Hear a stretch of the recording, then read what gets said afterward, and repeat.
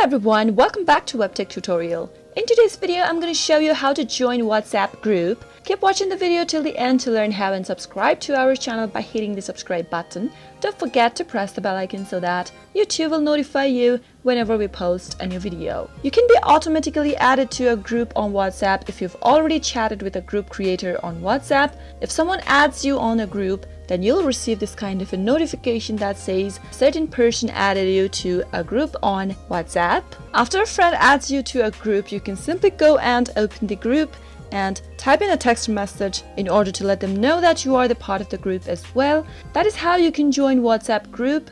I hope the tutorial was helpful to you. If it was, go ahead and give it a thumbs up. Feel free to comment down below in the comment box if you have a question or a feedback for us. I'll be back soon with more tutorial episodes. Goodbye till then.